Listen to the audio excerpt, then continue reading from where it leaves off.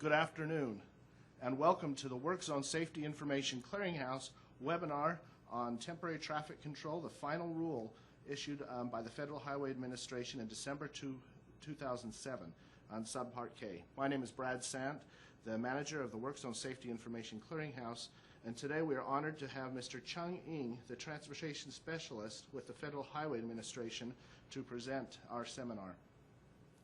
Chung graduated from George Washington University with a Bachelor of Civil Engineering in 1982. Since joining the Federal Highway Administration, he's held various positions including Area Engineer with the Illinois Division Office, Program Manager with the Construction and Maintenance Division at FHWA Headquarters, Transportation Specialist with the Office of Traffic Management and ITS Applications, Transportation Specialist in the Office of Transportation Management, and currently as the Work Zone and Safety Team Leader with the Office of Transportation Operations. Chung will be talking to us about the new rule and implementation of that rule. Due to high demand for this webinar, it will be available on demand through the Work Zone Clearinghouse at www.workzonesafety.org after 3 o'clock p.m. today. So if you're aware of folks who have not been able to join us live, it will be available on demand. So without further ado, we welcome Mr. Chung Ng. Thank you, Brad, for that introduction. And good morning or good afternoon, everyone, depending on where you are. As Brad indicated, I'm going to be going over some of the highlights and details of this new Subpart K that we just issued not long ago. I'll start by going over the agenda real quick, just to touch on the key things that I'll be addressing part of this seminar today. I will start by going over some of the whys, of why we developed this rule. Also provide an overview of the new rule, including identifying the key shalls and some of the shoulds that are should be of particular interest that's included in this rule. Then I'll segue to a summary of what those requirements are, including a discussion of what we expect to see as part of as a result of the rule being in place. Also touch on some of the resources that will be available to help with the implementation of this new rule. Okay. With that, I'm going to get into just to start us off, touching on the whys of why we're doing this. What you see on the screen as far as our highway infrastructure is aging, and the need for rehab work and reconstruction work is growing. That shouldn't be news for anyone. We just recently celebrated the 50th anniversary of the interstate highway system. So yes, our system is getting older, and the need to address, I guess, the system being worn out over all those years with more rehabilitation work and more reconstruction work is growing. And much of this work is occurring while traffic is actually maintained on on the very systems where work is occurring. To give you a sense of what this means, I've kind of put together a few figures relating to the exposure. If you see, approximately 20% of the national highway system is under construction during the peak construction season each year. And more than 3,000 work zones are expected to be present on the system during that peak. Approximately 12 billion vehicle miles of travel a year will be through active work zones. So that's quite a bit. And as a driver, you can probably expect to see a work zone, be driving through a work zone 1 out of every 100 miles that you drive on the national highway system. Okay. In terms of safety, looking at some of the figures from over the last 10 years, we've seen an increase of 45% up to the current figure of 1,010 fatalities in work zones in 2006. Okay. More than 40,000 people were injured each year as a result of crashes in work zones. And that translates to 1 fatality every 8.7 hours. That's almost 3 a day. When you think about it, that's a sobering figure. And 1 work zone injury every 9 minutes, 160 a day. And the need for rehabilitation and reconstruction is not really going to go away. In fact, it will probably get worse as our system continues to age, and there's more and more traffic that actually adds to the wear and tear that's on it. So, what must we do? I guess we need to address this. I guess we need to look at how we can design our work zones better, so that they work better. And to support this, we've published a couple of rules. Okay. The first one, Work Zone Safety and Mobility Rule, I guess often referred to as Subpart J, everyone should be familiar with. That was published in September 2004. It became effective last October. Okay. That really provided or established a framework for systematic consideration and management of work zone impacts, both safety and mobility impacts, throughout project delivery process. Okay. And currently, just to give you an update of where we are on that, 48 states have fully met the initial compliance requirements for this rule. Okay. And that means they have an approved work zone policy, that they've established a definition for significant projects, that they've established procedures for developing transportation management plans, that they also established a training plan, to get all the key people appropriately trained depending on their specific function. Okay. The other 4 states are partially in compliance right now, but they're working on a draft that, once finalized here in the near future, will put them in compliance as well. Okay. Now, the second rule, the rule of the subject, that's the subject of today's webinar, is the Temporary Traffic Control Devices Rule, which we refer to as Subpart K. Okay. That was published December 5th, 2007, and becomes effective December 4th of this year. So for those who are impacted by this and have not started really looking at what needs to be done, I suggest that you begin doing so. Okay. And basically, this rule is developed as a supplement to Subpart J. Okay. So, and it adds some additional safety considerations that should be integrated into the policy and procedures that were developed under Subpart J. I'll get into a little bit more detail as we get into this. Okay. Now, in developing Subpart K, we were also guided by language that was contained in Safety Law, Section 1110. Okay. What you see on the slide are some specific requirements from that language in Safety Law, which mandates rulemaking to establish conditions for appropriate use of and expenditure of funds for what you see there, the 3 items: positive protective measures between workers and traffic, uniformed law enforcement officers, installation and maintenance of temporary traffic control devices. The language also mandated that separate pay items in contracts be included to ensure that projects address the costs for the safety measures when the measures are necessary. Okay. So clearly, looking at the language, the focus of this is to improve safety in work zones.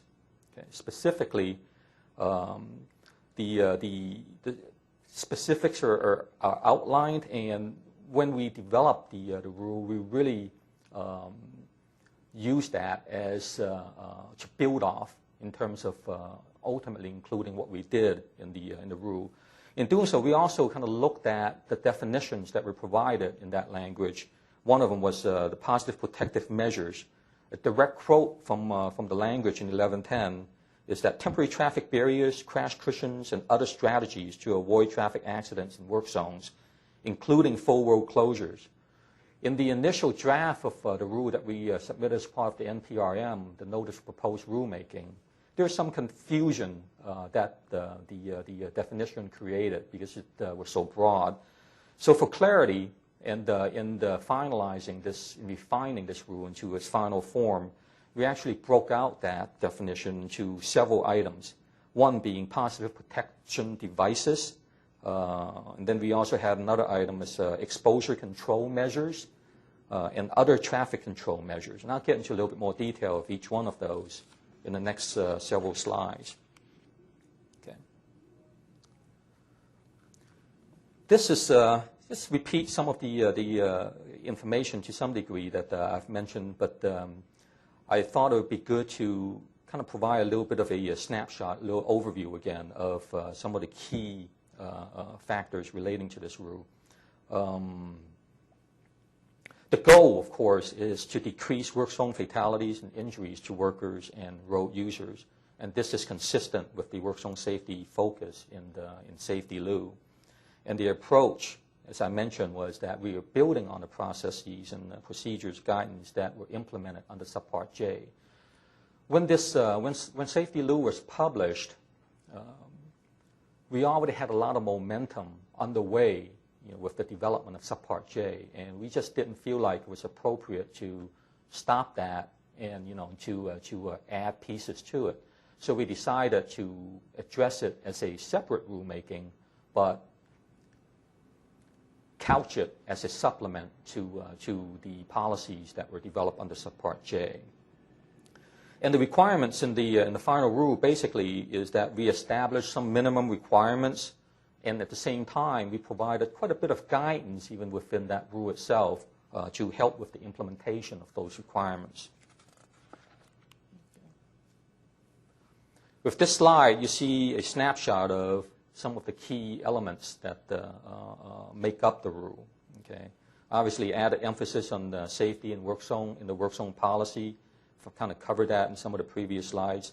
And there's a specific section that addresses the use of positive protection devices, exposure control measures, which really addresses those strategies that would be used or could be used to avoid or minimize the exposure of the workers to traffic.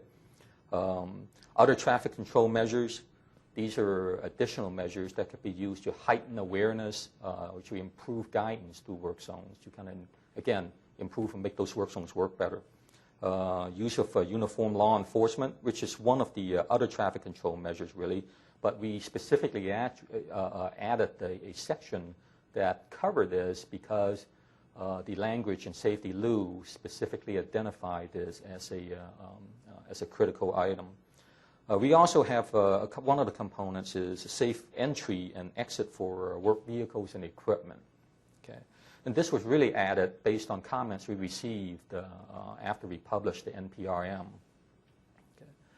Payment for traffic control features and operations to make sure that those devices that are needed, that are necessary, are appropriately addressed in terms of payment.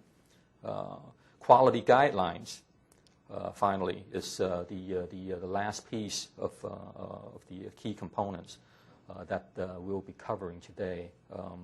And it talks to the need for maintaining the quality of the work zone throughout the life of it. So many times we see the condition of some of the work zones that are out there, particularly ones that have been out there for a while, and the quality of the devices leads you or makes you question how visible they are, especially at night.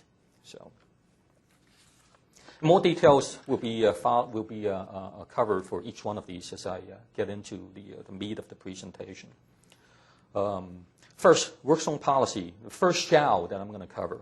Okay, the policy and related processes, procedures, and or guidance established under Subpart J shall include consideration of road user and safety, worker safety, by addressing the key issues. The first three: use of positive protection devices to prevent intrusions, exposure control measures to minimize exposure, other traffic control measures to minimize crashes. Again, some of the pieces that I touched on previously. But I wanted to make sure that it's understood that while we present those components, they're not presented in any or intended to be interpreted as being presented in any priority order.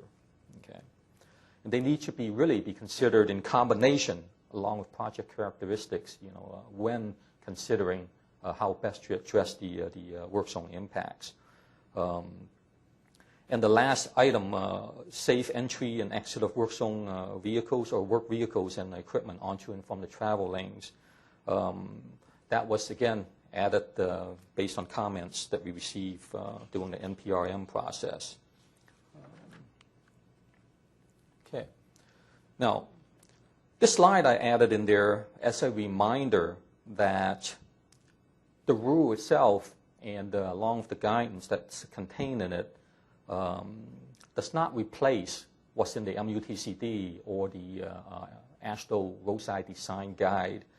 It's intended to be used in as a complement to those existing documents. Okay. Now, the next shall that I'm going to cover, positive protection devices. The use shall be based on an engineering study, and an engineering study may be used to develop positive protection guidelines or to determine appropriate measures for individual projects. Okay. So we wanted to include this in there to assure that the decision on when to use a device is actually based on sound engineering judgment with full understanding of the applicability, design, implementation, and operation of the device. Okay.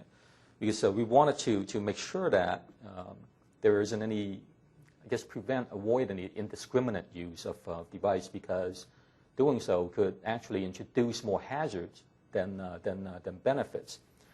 As an example, when we were developing the language for this rule, we actually invited a number of external stakeholders into a meeting. As part of that, kind of discuss some of the various situations that we ought to address with this rule. And one of the participants offered up the recommendation that all work zones ought to be, no matter the length or the duration, ought to be protected by barriers. And I guess one example that she used to base the recommendation on was she often saw work zones that were in place, short-term work zones, and frequently those were tied to situations that she had concern about relating to sight distance, meaning that the work zone was set up in place and there wasn't necessarily enough advance warning for drivers approaching it. And her suggested solution was, well, because of that, then we need to really put up barriers to protect that. And I guess the counter to that is, one, putting in the barriers themselves would require workers to be out there. It's not just a simple process. So the exposure that they would experience in putting the devices out and removing them also, introduces safety hazards. And certainly for sight distance types of considerations, there are lots of other ways to give the motorists advance notice of what's coming, to change their behavior as they approach the work zone rather than just putting up barriers. Because if they hit it, their consequences too isn't minimal for a vehicle hitting barriers. There have been a number of documented cases of that resulting in fatalities. So again, just wanted to make the point that the use of positive protection devices should be based on an engineering study. Okay. And the engineering study should be based on the consideration of factors and characteristics such as these that we've included in the rule. And a lot of these you see, are really not anything new per se, and in the sense you'd almost consider them to some degree common sense type factors. Project scope and duration. Obviously, for a project that's going to be there for a longer period of time, it may make more sense to have a different type of strategy in protecting the workers than something that's only going to be there for an hour. Vehicle mix. If there are more trucks in the mix, there may be more consideration for the consequences if an intrusion should occur. The type of work that we're dealing with. Does it require workers to be close to the traffic, to the high-speed traffic, or doesn't it? Distance between traffic and workers and the extent of worker exposure. Is a worker only going to be out there maybe for an hour, or are we talking about 10 workers being out there for several days? So all those are types of things that need to be part of the consideration. Are there any escape paths for the workers if there's an intrusion, such as on the projects such as bridges and tunnels? There may not be, so there might be different types of an approach as you design those types of projects. And also, to kind of reinforce, you see one of the items, item 11 there, potential hazard to workers and road users presented by the device itself during device placement and removal should also be a part of the consideration.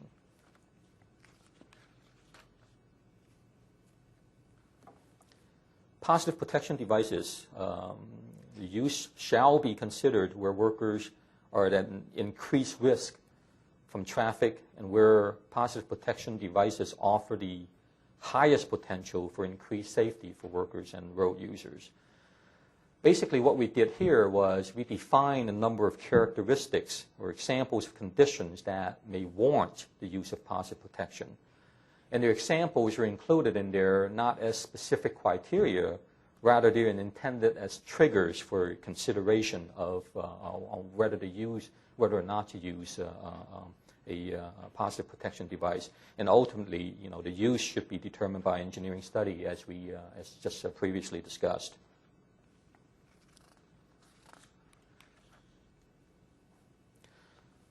Exposure control measures is another key aspect of what we introduced into this rule. Obviously, they should be considered to avoid or minimize exposure for workers and road users.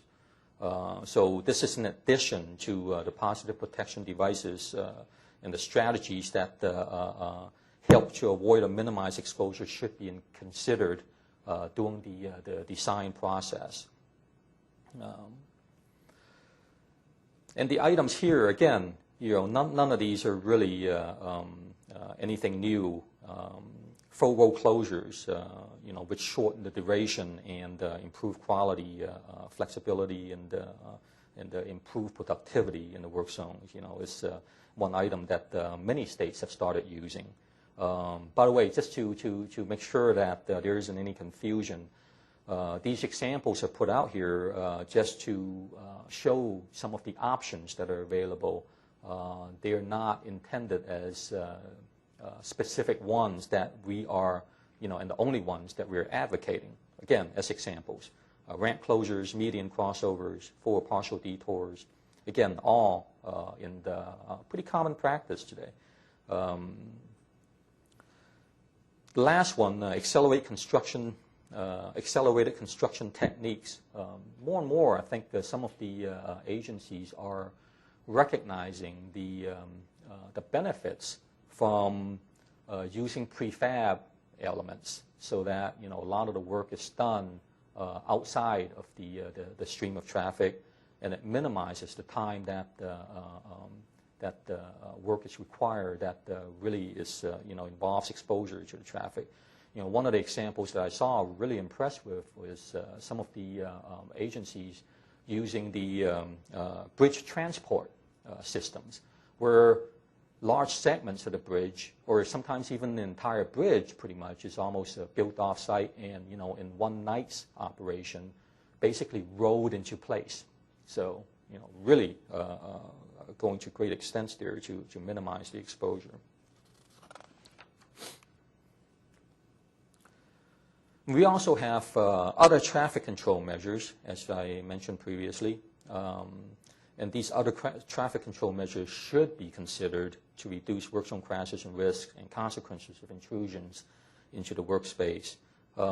As you can see, looking at the items on this list, none are really new here either, with the exception of maybe number 16, which is automated speed enforcement. And obviously, that would only be used where permitted by state and local laws. I know there are a number of states that are starting to look at the possibility of using this approach. I know that, but to my knowledge, I think only Illinois is actually has this in practice right now. It's using this. It's actively using this right now. And the idea with these other traffic control measures is to encourage more routine consideration of safety needs and available measures during project development. And the key word there is routine consideration. Now, one of the other traffic control measures from the previous list is uniform law enforcement. And as I mentioned earlier, we decided to have a specific section to put specific emphasis on this area because Safety Lou did highlight this or emphasize this. Okay. Each agency, the requirements included in this rule requires that each agency, in partnership with the Federal Highway, shall develop a policy addressing the use of uniform law enforcement in federal aid highway projects. And the policy may consist of processes, procedures, and or guidance. The processes, procedures, and or guidance should address what you see there in terms of the items that are listed. Now, as far as developing a policy, a study that we did back in 2001 indicates that about 2/3 of the respondents who responded to that study or who participated in that study already had policies in place. So I think the impact of this rule is that many of those may merely need to just revisit their existing policies to see if any refinements may be necessary, given some of the additional recommendations that are part of the language. Okay. Now, the policy should address these items that are pointed out here, as I mentioned. Interaction between highway and law enforcement agency during project planning and development, particularly on the significant projects. I think this goes a long way in defining or looking at what some of the safety considerations might be early on, and so that appropriate design features such as pull-outs for the uniform law enforcement to stop traffic and write tickets and so forth could be included as part of that project. So this encourages early coordination to address those types of issues.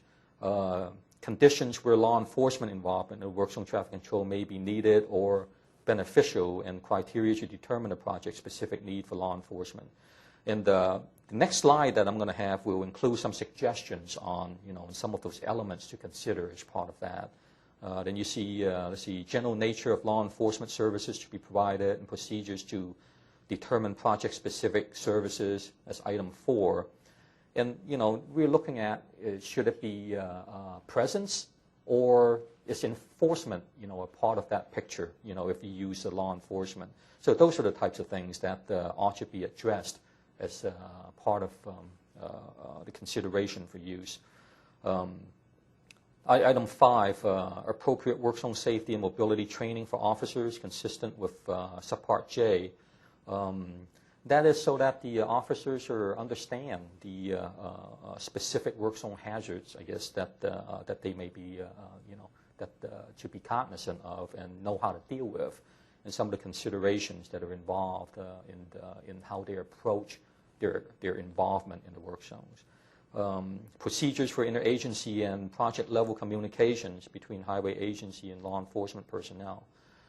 This one was included in there specifically from feedback from a participant when we had that external group looking at it and providing advice.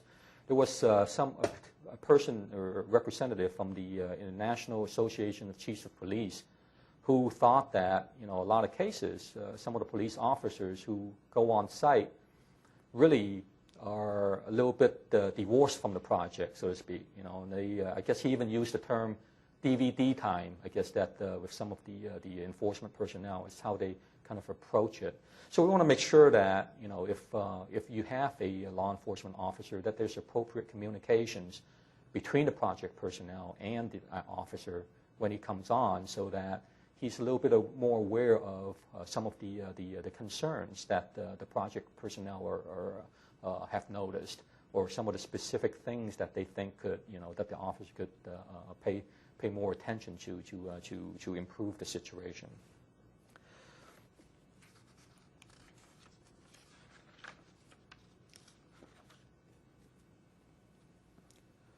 Okay, as I mentioned, this slide we cover some of the specific conditions that may suggest the need for the use of uniform law enforcement.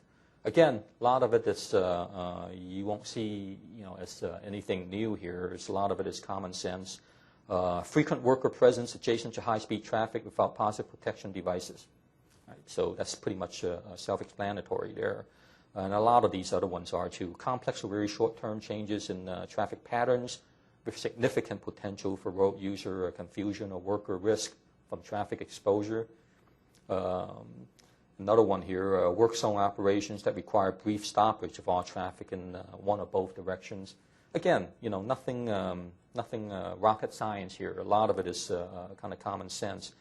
And again, though, I think these are some of the things that should be discussed in terms of that collaboration between the state DOTs and the law enforcement community as to what some of the expectations are and some of the concerns that the law enforcement could address. And these are some of the factors that help both kind of understand maybe a little bit better what their roles are with respect to making the work zone work better. Okay, work vehicles and equipment. I want to talk a little bit more about this from the standpoint of a little bit of confusion that the language in the rule created with this item. Earlier, in one of my earlier slides, I mentioned that as part of the policy that enhancements to it is that it shall address the work vehicles and equipment entry and exit. And then this language here, which is also excerpted from the rule, seems to suggest that this is a should condition rather than a shall, as earlier mentioned. And really, it's, the should is there to address how it is addressed should be based on individual project characteristics and factors. So there's a requirement for this aspect to be addressed as part of the policy, but that how it's addressed should be based on individual project characteristics and factors. So that's the difference between the shall and the should. Okay. And again, this was included in recognition that there are many work zone fatalities involving workers that result from being struck by work vehicles and equipment. And in fact, as we developed this rule, the worker safety advocates actually pushed us for additional requirements that even go further to address developing internal traffic control plans. But after a lot of discussions and reflecting on that, we felt that the work zone or the workplace safety requirements, which really is what that relates to, are outside the scope of this rulemaking and really fall under the purview of OSHA. Okay. Next item is payment. Okay. And the key item here, I guess, is that payment for traffic control features and operations shall not be incidental to the contract or included in payment for other items of work not related to traffic control and safety. In doing some research and as far as when we came up with this language, I found a report that dates back to 1957, which kind of highlighted a problem that was being experienced even back then. And the observation was that traffic control needs were not given extensive thought during PS&E, and the contractor was asked to absorb unnecessary costs let me rephrase that. The traffic control needs were not given extensive thought during PS&E, and the contractor were asked to absorb necessary costs in other bid items. Okay, so this was as far as making it incidental to other items. That's a problem that it even existed back then. So in addressing this, this is why we made that a shall condition here. And the logic is that the PS&E should provide sufficient details such that quantity and type of devices and the overall effort that's required to implement and maintain the TMP can be determined as part of that document, and that the necessary features that are identified as part of that document are provided with appropriate pay provisions to make sure that they become part of the project. Separate pay items shall be provided for major categories of traffic control devices, safety features, and work zone activities. Now, this doesn't mean that separate pay items does not mean a unit pay. It could be either unit pay or lump sum. Okay. For method-based specs, unit prices or unit price pay items, lump sum pay items, or a combination thereof may be used. Now, this basically just reiterates what was already included in the previously in subpart J. Okay.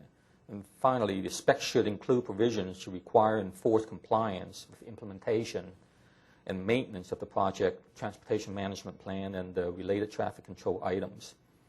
So, with the specific requirements in place, I think this would go a long way in helping make sure that the key items that are identified as necessary are appropriately paid for and accounted for as part of the project planning, and then ultimately becomes part of the project. Quality guidelines. Finally, this is the last item of the ones that I highlighted in one of my earlier slides. Each agency shall develop and implement quality guidelines to help maintain the quality and adequacy of the temporary traffic control devices for the duration of the project, and a level of inspection necessary to provide ongoing compliance with the quality guidelines shall be provided. So there are two shalls here. Existing guidelines such as those developed by ATSA, which has basically includes a visual guide of devices that are considered good, acceptable, or ones that needs to be replaced, is provided with some visual cues. Though that may be adopted, or I think some states also have similar guidelines that they've developed may also be used. So it doesn't lock you into any specific set, but it does require that guidelines be developed and be enforced. Okay. So in summary, just to recap, the new rule provides for supplementing the work zone processes and procedures developed under subpart J to specifically address appropriate consideration of positive protection devices, exposure control measures, and other traffic control measures in order to help reduce work zone fatalities and injuries. A policy addressing the use of uniform law enforcement on federal aid projects is required. Specific provisions are included that address appropriate payment and quality assurance for necessary safety features. Quality guidelines need to be implemented along with appropriate level of inspection. And with the implementation of this rule, what we expect to see is an increased consideration and management of worker and motorist safety in work zones, more strategic and effective use of uniform law enforcement in work zones, more clarity and better provisions for safety features needed on projects, better quality devices, throughout the life of a project, and ultimately, all these should lead to safer work zones. Okay. Resources. To help with implementation, there are a number of resources that are available, including some of the documents that we've posted on our website, which includes the original NPRM itself. The preamble to it will provide some additional depth of information and discussion on some of the things that were considered, as well as the final rule. Questions and answers document is also posted, and this is really a more dynamic document. As we continue to get questions related to this rule, and we will continue to modify and enhance that document as appropriate. And this can be found at the link provided. We also have a work zone peer-to-peer program that we launched last year, which can be used to help with implementation of this rule. The program really was established to support the state and the local transportation agencies, and by providing them with a convenient access to experienced peers who can help them, or share some of their experiences and lessons learned on the specific work zone related types of problems or issues. And by the way, this program is free. Additional resources. As part of the Work Zone Safety Grant, there are a number of products that obviously are potentially useful for this, including the multitude of training and guidelines that are being developed. But a few that I specifically pointed out here relate to some of the specific requirements that are included as part of this rule. One of them is the Work Zone Positive Protection Toolbox, which should be available anytime now. I think the final product had been approved and it's going through publication is where I believe the stage is. Cards for shadow vehicle placement to provide additional guidance and ready guidance out there for those in the field. Decision tool for when to use positive protection that is getting close to being finalized with a target date of November 2008. Work zone safety audits. That's similar or a branch of the road safety audits that people may be more familiar with. But the idea is to have some mechanism too similar to the road safety audits, but looking specifically at work zones to help identify some of the things that opportunities for improvement, for enhancing the safety aspects of a specific work zone. And finally, can't forget to mention the National Work Zone Safety Information Clearinghouse, where you'll probably find a lot of these materials as they become available, in addition to others, including examples of policies and procedures that other states may develop over time. Okay. One thing that I didn't mention that or include in the slide that I thought would be worthwhile mentioning is that there are also a couple of NCHRP studies that maybe have significant relevance here. One is the 3-80 Traffic Enforcement Strategies for Work Zones. I know that the Phase 1 report is already published and available, but there was a next stage one that is still under development and may be available in the near future. Also 3-69, Design and Construction Work Zones in High-Speed Highways. There may also be some specifics in there that could help as you start implementing this rule. Additional resources. We also have a workshop that's under development that's focused on helping those agencies that may not have a policy in place on use of law enforcement in work zones, to help them kind of walk through the process for developing it, and perhaps even at the end of the work zone to have a draft that may be available. This workshop is still under development currently, but should be online in the near future. And as far as other contacts, the Federal Highway Administration, for those states that find themselves needing technical assistance as they implement this rule, don't forget that the division officers are in place to help with that, to provide support with that. And where needed, additional support from headquarters and resource center could also be available through the division office. And I kind of put my name down, and I'm from headquarters, and Ken Wood is from our resource center. So, but include our names in this contacts. But really, the first contact you should make if you need assistance is through our division offices. Okay. With that, are there any questions? All right, this is Brad Sunt coming on. If you would look, all the people who are out here visiting us through the Media Site Center, if you'll look on your screen on the upper left-hand side, you'll see the word Media Site. And under that is a little box that says Ask. If you click on that box, you'll be able to submit a question. A couple of you have already done that already, and so I have a couple of questions for you right off the bat, Chung. First one is, can we make this presentation available for download through the clearinghouse? Is your presentation something we can make available? Absolutely. Okay, so we'll put a notice on the home page of the clearinghouse today about how to get hold and download the presentation. Okay. You can even add the frequently asked questions for convenience. It's available from our website, but if you're posting this, why not just add that as well? Terrific. Okay, our first question comes in from Richard Creed at the Florida Department of Transportation.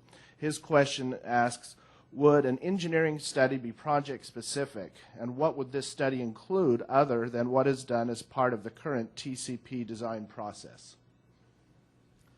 Well, the engineering study, there's a definition included as part of in the MUTCD on what it ought to include.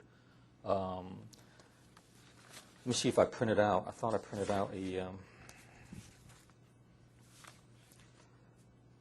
I'll quote what the is in the MUTCD: the comprehensive analysis and evaluation of available pertinent information and the application of appropriate principles, standards, guidance, and practices as contained in the manual and other sources for the purpose of deciding upon the applicability, design, operation, or installation of a traffic control device. Engineering studies shall be performed by an engineer or by an individual working under the supervision of an engineer through the application of procedures and criteria established by the engineer. Engineering studies shall be documented. So, I guess in answer to your question, if those are if that's part of the process that you normally follow currently, and the addition of some of these items in there in terms of the additional safety considerations, if they're not already addressed, I think would be perfectly appropriate to make as part of that same exercise. And one other clarification on that too is that the intent is that it's not necessarily required that a separate engineering study be done for every project. There are also some of the groups of projects that may have similar characteristics. You could use an engineering study to develop the agency policies or procedures that address that, and potentially that could be applied to groups of projects. Very good. Another question comes in. Who oversees the implementation of this program? Who has oversight over it, and how is that done? Well, similar to the implementation of Subpart J, Subpart K, we anticipate that the state would be working closely with our division offices to make sure that the requirements are fulfilled. Very good. Next question. This kind of gets back, this is one that I can answer. As part of, some people have asked whether this is available only as a transcript or as the PowerPoint presentation. This entire program is being recorded and will be available on the WorkZone Clearinghouse today as early as 3 o'clock. So this will be available in its entirety as you've seen it live today at 3 o'clock. Next question. Is it a requirement to have law enforcement as a pay item? Is that a mandatory thing, I guess? Well, let me answer that question in two different ways. With this, we require the development of a policy on the use of law enforcement. We are not necessarily absolutely requiring that law enforcement actually be used. There may be some locations or some states where, for whatever reasons that the use of law enforcement is not part of the picture, and and they may determine that it would be inappropriate to continue to add that as an additional feature. We require that, and the policy could address it in that way, based on how they've arrived at that conclusion. Okay. Now, when it is used, I'm sorry, I kind of lost track of the original question now. Can you repeat the original question? The original question is if it is a requirement to have law enforcement as a pay item. Yes. If law enforcement ultimately is used, then there should be an appropriate pay item for it. Okay, very good. Next question that's come in. If a local city government chooses to follow these federal guidelines for law enforcement, will they be eligible to receive federal funds? I don't think that the determination really is, if you're currently eligible for federal aid funds and you're implementing projects using federal aid funds, then these are the criteria that would apply. So this does not have any bearing on, changing that formula of who would receive federal aid funds. Very good. Next question. Is this rule addressed in the new NPA to the MUTCD? And we know that this NPA is not yet effective, but will this rule become effective later this year? How does this all play in with what's going on with the MUTCD and the notice of proposed amendments to it? There are certain aspects of this that may be appropriate, to as part of that update. And Ken Wood, who I mentioned as a contact earlier, he is deeply involved in that NPA process, and he also is very familiar with what the specific requirements are that's included under this. So, as part of that process, for those pieces, I think for those portions that's appropriate to include, will ultimately be included. Very good. The next question. Will the National Highway Institute develop or modify any of its existing work zone traffic control training courses specifically for law enforcement? Right now, there is law enforcement training that's available out there now, and in fact, we were part of the process, I guess, when in developing that training material. And I certainly could see some of the existing training that's under NHI potentially maybe including some, drawing some additional material from that training course into it, where appropriate.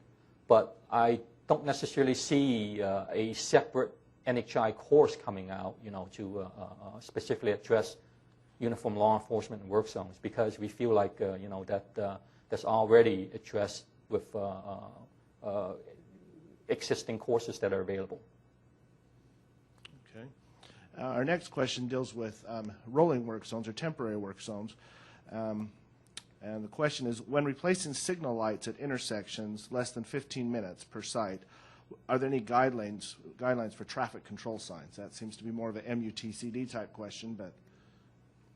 I don't think I'm probably in the best position to really provide an answer on that, because I don't know what the specific characteristics, of that site would be. But, I think if there's some, as Brad mentioned, if there's some questions that relate more to the MUTCD, there's the MUTCD peer-to-peer that could be where the question could be addressed to. Good. I think we probably have time for one more question. One right now seems very germane to our discussion. If a state is using their 402 funds for law enforcement and work zones, do they now have to use project funds instead of 402 funds? No, this doesn't, dictate the specific source of funds that you'll be using. I think, it's just in terms of addressing the eligibility of it, that federal aid funds can be used for this. But, but if there are other sources that are part of the picture, this does not change that. Very good. Any concluding comments for us today, Chung?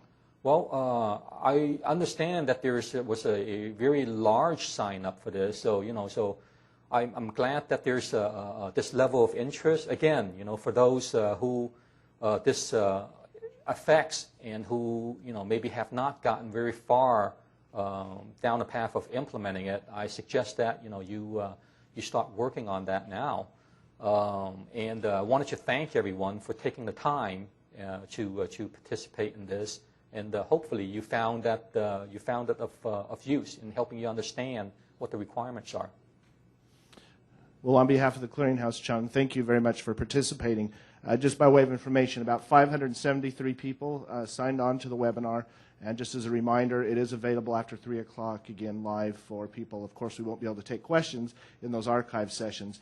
But if we receive sufficient interest, please feel free to send us information. I'm sure Chung will be able to answer questions. And we've even discussed with Chung, if there continues to be a lot of questions that we're not able to address live in this webinar, we'll set up a conference call in the future perhaps to address questions that people have as a result of this new rule. So thank you very much, Chung. We appreciate you being here. And thank you to all of you for joining us in the Work Zone Safety Information Clearinghouse for this webinar. Thank you.